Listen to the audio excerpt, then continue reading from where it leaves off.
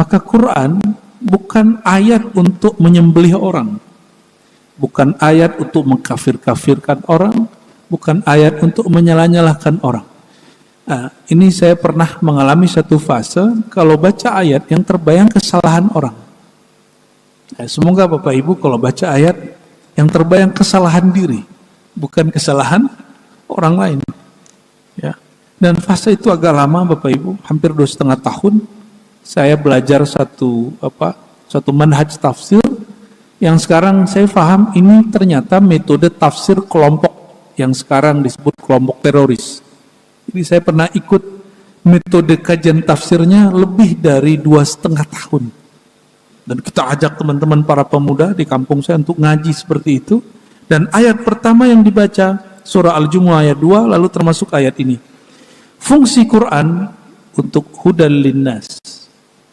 Lalu metodenya, ini hati-hati anak-anak pemuda ya, mahasiswa ini masuk ke kampus-kampus. Jadi ada kelompok-kelompok tafsir. Ini tidak semuanya kelompok tafsir itu diridhoi oleh Allah Subhanahu wa taala. Kenapa? Ya saya bekas itu. Kami dulu selama 2,5 tahun dalam kelompok tafsir mengambil ayat sesuai nafsu kami. Nah, pakailah ayat ini bahwa metode menjelaskan Quran adalah bahwa bayyinatin minal huda wal furqan. Ayat dijelaskan dengan ayat. Jadi dicarilah kalimat yang sama pakai indeks, dicocok-cocokin, lalu dijadikan satu materi. Itu kemudian jadi modul. Sehingga disitulah orang salah faham tentang kata khalifah di Quran. Ya, ternyata Ustadz saya itu penganjur khilafah, tapi dengan cara yang salah kaprah. Saya mencita-citakan khilafah, tapi khilafah ini bukan kita yang buat. Ya, ini saya sampaikan ya, bahwa seorang muslim pasti merindukan khilafah yang dirindukan itu, yaitu khilafah ala minhajid nubuwah, khilafah pemerintahan yang dipimpin berdasarkan manhaj jalan thariqah kenabian. Nabi itu thariqahnya apa? Bukan pakai akal semata, tapi dibimbing oleh wahyu. Wahyu itu turunnya ke kolbu. Maka kalau minhajin nubuwah diartikan itu pemerintahan yang dipimpin oleh orang-orang yang ahli kolbu.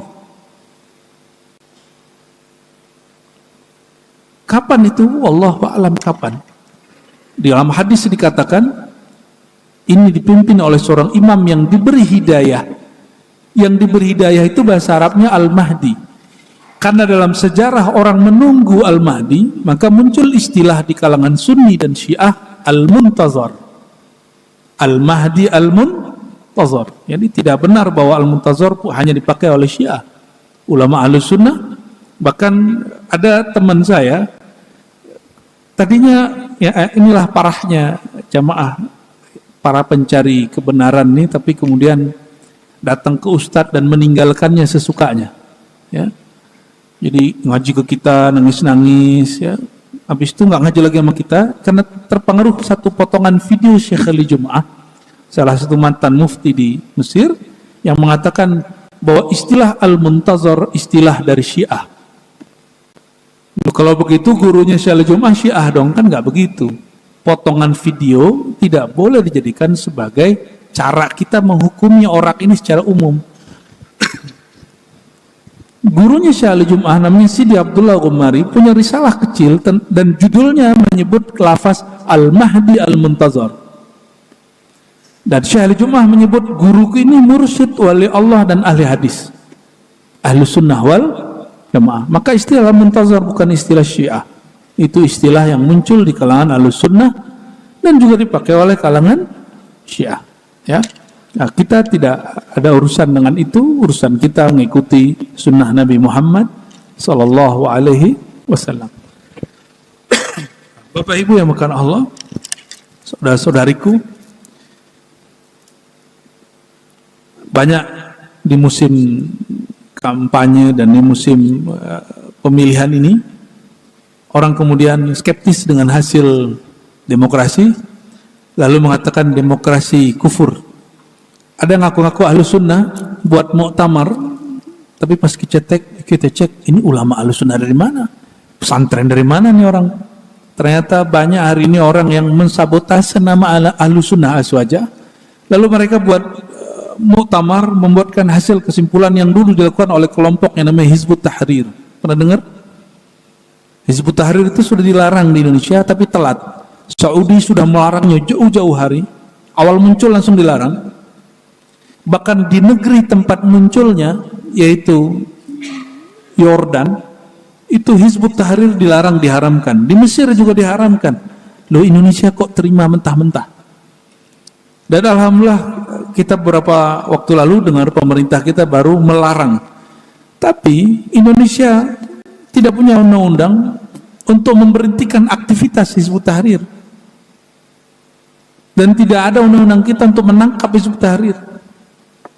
Itu baiknya Indonesia. Maksudnya apa? Kelompok-kelompok yang hari ini ingin menghancurkan negara Indonesia yang kita cintai ini adalah kelompok-kelompok yang menikmati sistem negeri kita. Tanpa demokrasi, ada nggak kelompok Hizbut Tahrir itu? Nggak ada. Tapi mereka mengharamkan demokrasi. Ini hipokrit. Ya, tapi terjadi, Pak. Terjadi. Ya.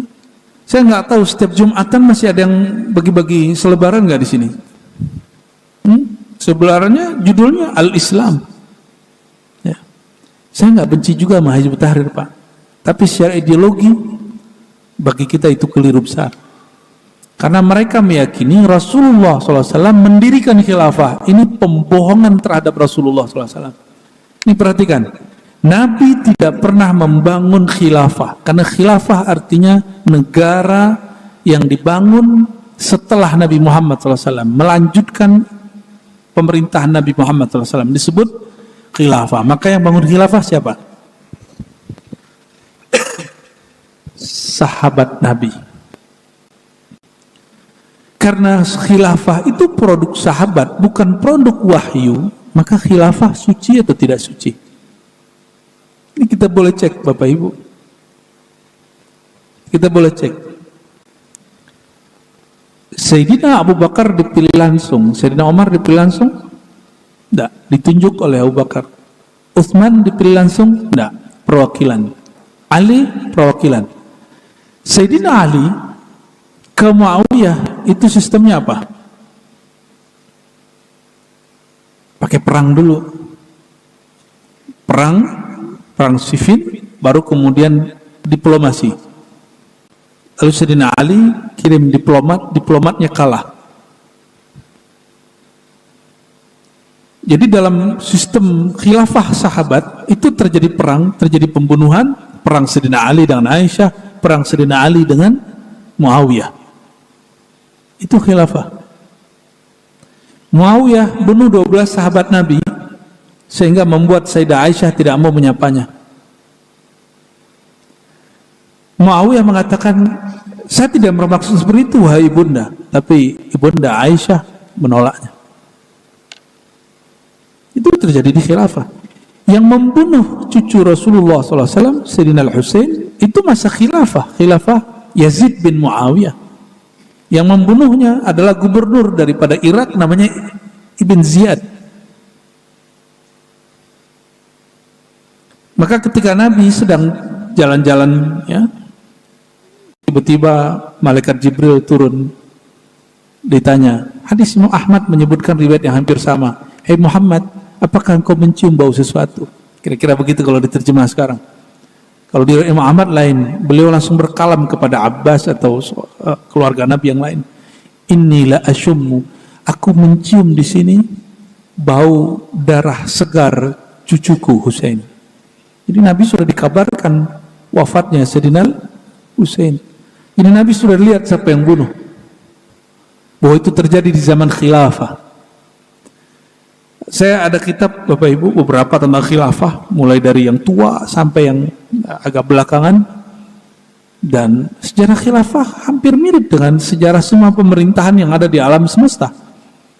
Bunuh-bunuhan, paman bunuh ponakan, ponakan bunuh saudara, saudara bunuh ayahnya, ayah bunuh anaknya. Yang sering kita dengar, ini mohon maaf, yang sering kita dengar tentang Muhammad Al-Fatih yang indah-indahnya, Bapak Ibu nggak dengar berdarahnya. Sudah dengar kisah berdarahnya?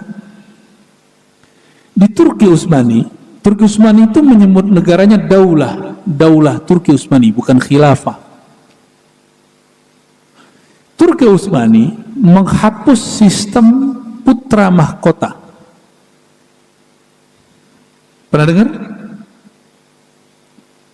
Oleh karenanya, semua putra raja dulu kan istrinya banyak.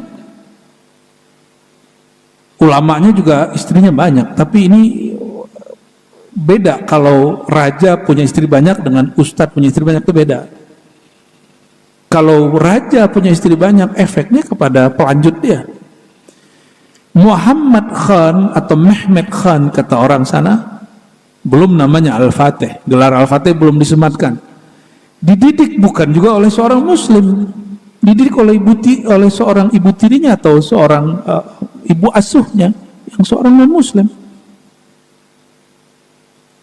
yang mengajarkan dia cara berpolitik. Dan disitulah saya tragis sekali melihat Muhammad Khan yang kemudian digelari Al-Fatih, dia mesti harus membunuh, memerangi saudara masih sedarah sama dia, cuma mungkin beda ibu. Karena Turki waktu itu pecah menjadi 4 kerajaan. Berapa pecahnya? 4 kerajaan kecil. Dan itu yang orang yang Bapak Ibu dengar hari ini Muhammad Al-Fatih itu bunuhin mereka, ada yang tangkapin mereka. Saudara bunuh saudara. Maka tidak ada bedanya. Semua pemerintahan selain pemerintahan Nabi Muhammad SAW itu pasti berdarah. Yang suci hanya pemerintahan Nabi Muhammad SAW, itu pun ada perang. Bedanya, dalam semua perang Nabi, hanya sekali Nabi SAW yang memulai perang. Itu seingat saya namanya, yang perang bulan Rajab itu, perang Yarmuk seingat saya. Dan ulama tarikh, ulama sejarah berbeda pendapat, ini gimana nih? Kenapa Nabi dulu menyerang? Terlebih dahulu menyerang musuh.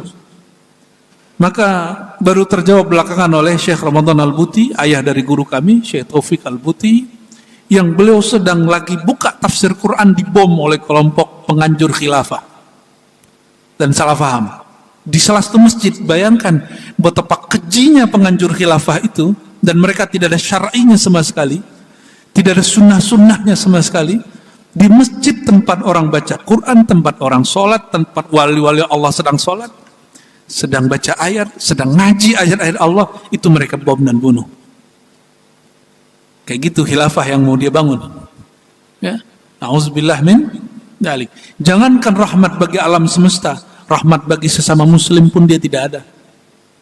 Kata Syekh Muhammad Sa'ir Ramadan Al-Buti, ya, Nabi itu sekali-kalinya memulai perang, itu alasannya jika Nabi tidak menyerang Romawi, maka Nabi pasti diserang bulan berikutnya. Maka pilih mana? Diperangi atau nyerang duluan? Maka beliau mengeluarkan satu kalimat dalam hadis yang sahih Muslim, diungkapkan, al-harbu khida'. Perang itu adalah khida'. Ya, strategi atau tipu. Kalau terjemahan harfiahnya tipu daya.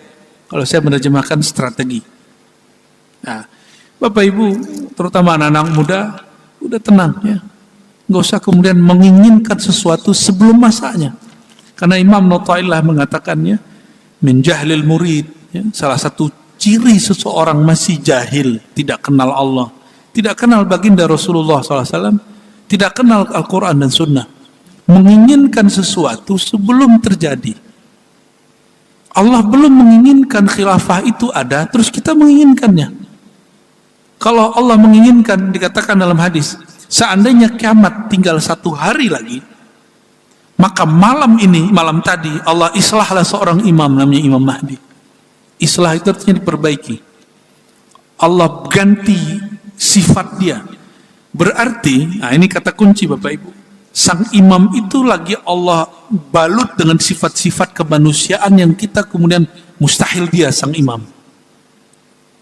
Kan pikiran orang Imam Mahdi itu dari sekarang sudah tahajudan ya, sudah sholat jamaah terus-terusan, hafiz Quran gitu. Itu bayangan kita. Tapi saya kalau baca hadis ini, seandainya kiamat hanya tinggal sehari 2 hari, maka Allah akan islah sang imam itu dalam semalam. Yuslihuhullahu fi lailah. Berarti yang mengkandaki imam itu siapa? Allah. Udah, kita siapkan diri, pantaskan diri dengan apa? Qurankan kolbu kita. Ya. Qurankan kolbu ini, maka nanti ketika sang Al-Mahdi muncul, kita nggak kaget. Saya khawatir Pak, setelah nonton Al-Fatar itu, karena Fatar muncul ya. Avatar yang Bapak Ibu lihat itu kan konsep Mesiah dalam semua agama, lalu dibuat menjadi hiburan dan asik sekali kan nontonnya. Tapi hati-hati, avatar yang dilihat orang hari ini itu baru avatar alam bumi, bukan alam semesta. Sedangkan Al-Mahdi itu rahmat bagi alam semesta, semuanya, tidak hanya bumi ini. Di situ disebutkan puncak daripada avatar, sang penyelamat, juru selamat akhir zaman, itu mampu mengendalikan 4 unsur alam. Api, air, apa lagi? Itu disebut orang sakti. Hanya mengendalikan bumi. Kalau dalam ilmu kemakrifatan, orang ini disebut wali alam, bukan wali Allah. Dia cuma wali alam, bukan wali Allah. Kalau wali Allah, tidak hanya 4 unsur alam semesta itu. Coba lihat baginda Nabi Muhammad SAW tunjuk matahari, itu matahari berhenti Pak sejenak, karena Sayyidina Ali mau sholat asarnya telat. Mataharinya sudah separuh terbenam. Nabi tunjuk, wahai matahari, tahan sejenak, ya. Saudaraku Ali sedang mau sholat. Tungguin. Jadi tidak hanya anasir yang 4 itu, sampai matahari, sampai bulan itu bisa dikendalikan oleh Rasulullah SAW. Tapi Rasulullah nggak pakai itu setiap hari, karena itu namanya melanggar hukum alam. Disebut khariqul adah, merobek hukum alam. Jika ada satu hukum alam dirobek, maka dia berefek kepada hukum-hukum yang lain. Ini bahayanya. Jadi terus yang kedua, coba lihat. Di situ avatarnya mengendari apa? Ada binatang berbulu yang bisa terbang, benar nggak? Saya agak ngeri Pak. Yang saya dengar lain kebalik. Justru Dajjal itu, nah ini kita dengar dari pandangan ulama yang kasyaf. Punya kendaraan, salah satunya kendaraan yang punya kendaraan bisa terbang sebesar itu, sebesar yang dikendarai si Al-Fatar itu. Apa yang saya khawatirkan nanti, film ini masuk ke alam bawah sadar anak-anak muda. Mungkin Bapak Ibu, mohon maaf, sudah ada yang berpulang sebelum sang imam itu muncul. Wallahu a'lam. Mungkin ada yang dipanjangkan umurnya. Di saat nanti Imam Mahdinya muncul, Dajjalnya muncul, si Dajjalnya mengendarai binatang yang bisa terbang. Orang mengira, oh ini avatar, ini Mahdi. Itu yang saya khawatirkan. Ya. Sedangkan Imam Mahdinya tidak dikasih buruk. Nggak dikasih buruk Pak. Disuruh berjuang seperti manusia biasa. Dikejar-kejar ya. Mau dibunuh orang dari mana-mana. Maka mereka hanya bergerak malam hari. Setiap kali terbenam matahari mereka bergerak untuk menyelamatkan diri, untuk kemudian berpindah ke negeri yang tanah suci itu, yaitu Mekah.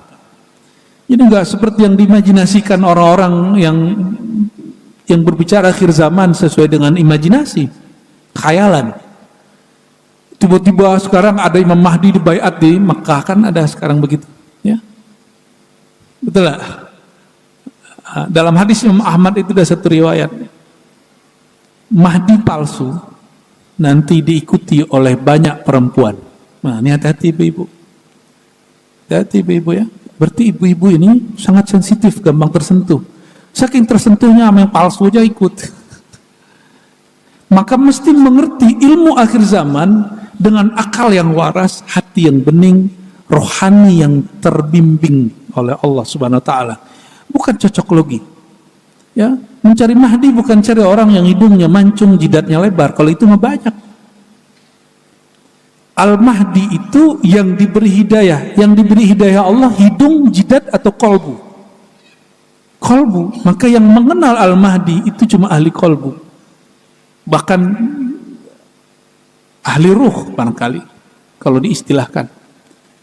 Semoga Ramadan itu tidak hanya bulan ritual. Ritual itu kuantitas menyembah, tapi juga nanti menjadi bulan spiritual. Spiritual, jadi apa beda ritual dengan spiritual? Ritual itu sibuk dengan tetek bengek yang sifatnya rukun syarat. Sudah bid'ah, simbol-simbol. Tapi spiritual sifatnya kualitas. Jangan hanya qiyamul lail malam Ramadan. Mulai malam nanti qiyamul lailnya dicicil. Sehingga nanti bulan Ramadan capeknya sudah nggak ada. Jadi malam nanti mulai latihan Pak. Ya 3 rakaat, 5 rakaat, kalau perlu langsung 11 rakaat. 2, 1. Ini yang afdal. Nah, ini terlepas dari pembicaraan kita tadi. Saya nggak tahu di sini sholatnya berapa rakaat?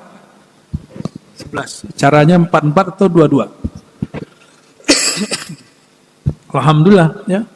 Agak lama perjuangan kita dengan kawan-kawan para asatis untuk merubah tradisi 4 menjadi 2 rakaat.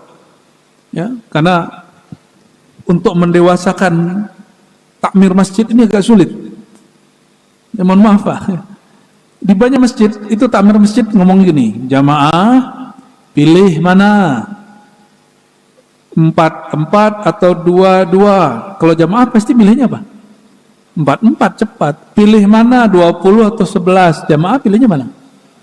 Tuh, karena persoalan hukum dimusyawarahkan bukan dengan ahlinya, tapi dengan orang awam. Kalau sama ulama apa ya? Pasti jawabnya 20. Karena 11 itu bukan sholat tarawih. Nanti itu sholat 11 rakaat itu di bulan Ramadan dan di luar Ramadan. Ada sholat tarawih di luar Ramadan? Ada nggak?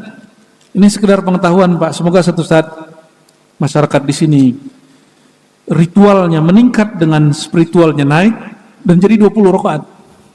Gak usah 1 juz, pakai al-haqq mutakatsir cukup. Al-haqq mutakatsir, qul ya al-kafir, qul wallahu ahad cukup. Tapi gak usah cepat-cepat, standar. Katanya pengen dapat qiyam man qama, ya. Siapa yang berdiri qiyamul lail, ya. Ghafarallahu lahu ma taqaddama min dzambi. Itu kan ayat yang hadis yang dibaca hampir tiap malam sampai akhir Ramadan. Hatta bulan Syawal masih baca hadis itu Ustaz. Enggak tahu kehabisan bahan atau emang pengen ngingetin umat. Jadi kalau yang tepat, ini mohon maaf pengurus kan mengerti hukum. Jika ingin menentukan satu peribadatan, bukan bermusyawarah dengan jamaah, musyawarahnya dengan guru ngaji, dengan ulama ahli hukum. Ya. Dan alhamdulillah di banyak masjid yang tadinya 4 sekarang sudah 2. Kenapa? Karena pengurusnya nanyanya ke ulama, bukan nanyanya ke orang awam. Ya, kalau saya sebagai orang awam saya milih 4 cepat. Ya. Milihnya enggak 20, milihnya 11. Meskipun secara hukum Islam dalam fikih sholat tarawih itu enggak ada batasannya. Boleh 2, boleh 4. Tapi ulama kita, para sahabat sepakat bahwa mereka dipimpin oleh Sayyidina Ubay bin Ka'ab 20 rakaat. Dan itu riwayatnya sahih dan ulama ahli fikih sepakat itu ijma, kesepakatan. Yang ada itu di sejarah umat Islam itu nambah bukan kurang. Yang di Indonesia jadi kurang. Imam Malik tinggal di Madinah. Muridnya Imam Syafi'i asalnya Mekah. Di Mekah, orang kalau selesai 20 rakaat, mereka tawaf dulu.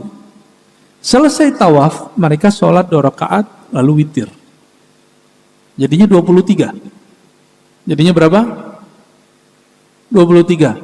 Selama tawaf itu, Imam Malik mikir, kalau orang Mekah begitu, supaya selesainya hampir sama, maka beliau melanjutkan 20 rakaat menjadi 36 rakaat. Yang ada sejarahnya nambah. Bukan berkurang, Pak. Giliran bab hari raya, oh Mekah duluan. Giliran sholat malam, nggak nanya Mekah berapa rakaat. Betul nggak? Coba, Masjidil Haram berapa rakaat? 20 rakaat. Giliran rakaatnya nggak diambil. Tapi masalah hari rayanya rame. Yang rame bukan ulama, yang rame tetap masyarakat. Dan mohon maaf, itu ramenya gimana? Pengurus nanya sama jamaah, jadi jamaah kita mau puasa tanggal berapa? Nanyanya ke jamaah lagi. Yang tepat bagaimana menentukan puasa dan hari raya? Mengikuti sunnah Nabi. Ya, jangan ngomong hari gini masih ngikutin sunnah Nabi. Itu bisa kufur. Minimal melanggar sunnah, meninggalkan sunnah. Kalau nggak mau ngambilin hadis ini, uskut, diam aja. Nabi mengatakan sumu li ru'yatihi. Ini bukan masalah modern tidak modern. Adakah orang yang tidak yang bisa mengalahi kehebatan Nabi Muhammad SAW? Kan nggak ada. Tentukan bulan puasa berdasarkan ru'yatihi, melihat bulan. Ini hadis Sahih Bukhari, Abu Daud, Tirmizi. Hadisnya sahih. Waftiru, berhari rayalah kalian dengan melihat biru'yatihi, melihat bulan. Ya, dulu saya ngejekin ngeliat bulan, Pak. Bagi saya cukuplah ngitung-ngitung aja. Lalu kiai kami nanya, kok ini pakai analog? Karena orang kalau nggak bisa pakai dalil biasa, pakai analog, pakai kias. Ibu-ibu hamil, HPL-nya keluar tanggal 7 Ramadan misalnya. HPL-nya begitu. Itu lahirnya mesti tanggal itu. Bisa maju, bisa mundur, tergantung keluarnya. Bukan berdasarkan hasil hitungan. Dihitung nih sekarang bahwa perkiraan Ramadan terbit bulannya tanggal sekian. Saya mau tanya Bapak Ibu, ini jujur. Itu bulan ngikutin hasil penanggalan? Atau gimana? Atau penanggalan harus ngikutin bulannya? Gimana yang pas? Ini nggak ada urusan NU Muhammadiyah, Pak. Saya udah lewat masalah debat-debat begitu. Kita sekarang hanya ingin mengamalkan sunnah Nabi Muhammad SAW. Hanya ingin mengamalkan sunnah Nabi. Bapak cek semuanya. Nabi tidak pernah pakai hisab. Sahabat tidak menggunakan hisab menentukan Ramadan. Sampai tabi'in, tabi'ut tabi'in, baru ketika umat Islam menaklukkan Romawi, orang Romawi ngambil ilmu dari Yunani. Yunani dulu belajar ke India. Maka hisab dan falak nujum itu diambil dari orang India lama. Silakan lihat sejarahnya. Itu bukan dari Islam. Ya, katanya ikut Nabiullah, Nabiul Arab, Nabiul Arabi, Nabi orang Arab, bukan Nabi Hindia, bukan Nabi Yunani. Ya, itu kalau mau ketat gitu. Kalau mau apa? Ketat. Nah, ini pesan Imam Nawawi, jangan sampai kamu ibadah ngikutin hawa nafsumu, ngikutin ego kelompokmu. Sebelum ada NU Muhammadiyah, hadis ini sudah ada belum? Ya, belum ada NU Muhammadiyah, hadis ini sudah ada belum? Nah, coba ayatnya lihat. Faman syahida minkumus syahra falyasum. Ini dalilnya. Kalau nggak percaya sama hadis ini ayatnya. Siapa yang menyaksikan bulan maka berpuasalah. Perintahnya jelas. Syahida, menyaksikan dengan kasat mata. Maka Nabi dalam hadis Imam Tirmizi, ya, Nabi SAW nggak melihat bulan. Tiba-tiba ada pengembala datang dari padang pasir, tengah malam datang ke Nabi SAW dan mengatakan, ya Rasulullah, ini qad ra'aituha. Aku telah melihat sang hilal bulan sabit itu muncul. Lalu Nabi tanya, ada nggak saksi? Mau ada? Ya sudah. Langsung kemudian Nabi membuat pengumuman, besok kita puasa. Jadi nggak mesti kemudian kita bersikeras, ya. Dan perhatikan, ya, kok bisa beda antara satu negeri dan negeri lain. Jadi dulu dalam hadis Nabi dan hadis sahabat tabi'in, yang terjadi perbedaan itu bukan antara dalam satu rumah beda puasa, enggak. Dulu beda negeri, beda kampung, beda mulainya. Itu yang sunnah. Abu Quraib, bukan Abu Quraib, Quraib ya. Dia ditugaskan oleh Muawiyah pergi ke satu kota, itu kota Madinah. Dia berangkat dari Syam, dari Damaskus. Lalu dia menyaksikan Sayyidina Abdullah bin Abbas yang tinggal di kota suci saat itu menentukan bulannya beda dengan ibu kota. Waktu itu Damaskus. Bertanyalah Quraib, ada apa ini wahai Ibn Abbas? Kamu enggak patuh sama pemerintah? Jawaban Ibn Abbas apa? Hakadha amarana Rasulullah SAW. Beginilah Nabi perintahkan aku melihat bulan. Maka Imam Muslim mengasih judul itu hadis, likulli baladin ru'yatuhum, bukan likulli syakhsin.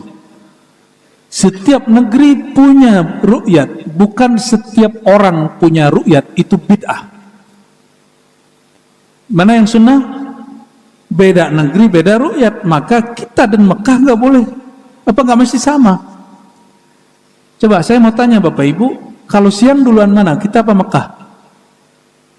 Tapi dalam hitungan Arab, yang lebih duluan, yang dihitung itu malamnya itu siangnya. Yang pertama dihitung. Ya, lebih dulu malam kita atau Arab? Mana yang lebih dulu? Lebih dulu malam kita. Tapi, coba perhatikan. Jam 6 nanti, orang melihat bulan. Ini contoh. Jam 6, orang lihat bulan. Itu di Mekah jam berapa? Udah bisa lihat bulan belum? Orang Indonesia memutuskan, kami sudah lihat dari Sabang sampai Merauke, bulan tidak terlihat. Karena apa? Karena mendung atau lain sebagainya. Di Arab jarang mendung. Di jam, kita sudah jam 10, mereka jam 6. Bulannya sudah terbit. Bulannya sudah terbit. Itulah kenapa Mekah bisa lebih dahulu puasa dan Syawal daripada kita. Jadi nggak usah kemudian norak itu pengurus nelpon-nelpon sampai ke Mekah. Ustadz Mutawfi ditanya, Ustadz Mekah itu gimana? Sudais kapan? Itu norak namanya Pak ya, nggak punya ilmu. Kalau ngikutin ilmu Indonesia, hebatnya Indonesia ini nggak maksa-maksa, itu aja hebatnya. Ya. Tim Isbat itu sudah paling oke. Tim Isbat itu bukan NU, bukan Muhammadiyah, tapi dia semua kelompok masuk, tapi Muhammadiyah keluar. Ya, Muhammadiyah keluar benar. Ini saya punya kakek-kakek itu rata-rata Muhammadiyah, tapi bapak saya seorang sufi, mursyid Thariqah. Tante saya ada yang masih ketua Aisyah. Kami beda puasa emang. Tapi kami sepakat puasa itu 1 Ramadan, cuma beda hari aja. Ya, dan kami sepakat bulan Syawal, hari raya itu 1 Syawal. Nggak ada yang sholat Id itu tanggal 2 itu nggak ada. Cuma beda hari. Dan sejarah itu muncul sekarang Bapak Ibu, saya nggak tahu ini fenomena apa. Yang ada di kitab-kitab lama ulama salaf soleh kalam hadis, yang berbeda itu negeri, bukan satu rumah beda. Ya, tapi itu sudah menguntungkan saya Bapak Ibu. Kalau saya ini suka khutbah, saya bisa dapat 2 proyek gitu. Ya. Seharusnya kita berdoa aja biar itu diabadikan ini. Tapi alhamdulillah saya jarang sekali khutbah Aid, jarang ya. Saya biasa jadi makmum. Ya. Bapak Ibu yang makan Allah, maka saya berharap jangan khawatir kok umat Islam setiap tahun ribut masalah awal Ramadan, itu biasa. Kalau sudah faham bab ini, tidak usah batalkan Muhammadiyah, karena Muhammadiyah pakai hadis, tapi hadisnya lewat ijtihad. Kami inna ummatun ummiyah, kami umat yang ummi, tidak berhisab, tidak menghitung. Gitu. Maka bulan sekian-sekian pakai hitungan. Dalil ini tidak nyuruh pakai hisab, tapi tim ulama Muhammadiyah ngotot sampai hari ini mengatakan bahwa itu dalil hisab. Maka mereka mengatakan ini dalilnya, ini disebut dengan zonni. Tapi anehnya ya sama, awamnya NU dan Muhammadiyah kan sama-sama fanatis. Mohon maaf. Yang nggak fanatis itu ustadznya, ulamanya mah beres. Ya, saya jelaskan begitu, terus jamaahnya ngomong apa? Ya, orang kampung saya kan banyak Muhammadiyah, Pak. Ya. Kamu itu siapa? Orang tarjih itu semuanya alim-alim semua. Saya tanya, tahu dari mana Pak orang tarjih alim semua? Ya. Tahu dari mana kelompok Bahsul Masail alim semua? Kalau NU belum tentu. Jadi kita ini mengatakan ayo ikut sunnah Nabi. Ternyata di alam bawah sadar jamaah, mau dia NU Muhammadiyah, mereka taklid kepada ustadz. Betul nggak? Kita nggak sanggup, ya Bapak Ibu nggak sanggup mengolah dalil. Yang sanggup mengolah dalil ulama ahli dalil. Ya, oleh karena itu saya tidak sedang ingin ngajak kita berantem, tapi kalau kita sunnah lihat bulan. Karena Bapak Ibu tidak bisa ngelihat bulan, tunggu hasil tim isbat yang melihat bulan. Tapi saya dari kecil pakai hisab, ya sudah nggak ada masalah juga. Namun itu tidak pernah dilakukan Nabi Muhammad SAW. Coba sekali aja seumur hidup ngikutin sunnah Nabi gitu dalam bab Ramadan, bisa nggak? Ya siapa tahu abis itu meninggal kan? Meninggal dalam mengikuti sunnah Nabi Muhammad SAW, dan itu indah sekali Pak. Karena kita selalu berdoa, Allahumma admitni, Allahumma tawaffani ala syariati Sayyidina Muhammadin SAW.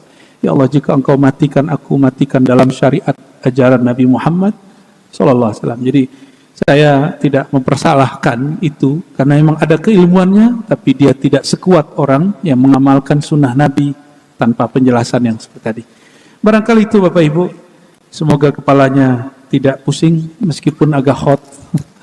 Karena khilafah dibahas, khilafiyah pun dibahas. Bagi saya tarhib Ramadan, menyambut tarhib artinya menyambut Ramadan, berarti menyambut selamat berbeda pendapat, selamat berbeda cara beramal. Mari kita rayakan perbedaan ini sebagai hamba Allah Subhanahu wa Ta'ala. Bukan tidak perlu tengkar-tengkar, tapi kalau sudah punya pemahaman, pahami dengan ilmunya, lalu amalkan dengan sesungguh. Allah yaftah lana walakum, Allah akan bukakan nurnya. Kita tutup kajian ini dengan baca surah Al-Fatihah. Na'udzubillahi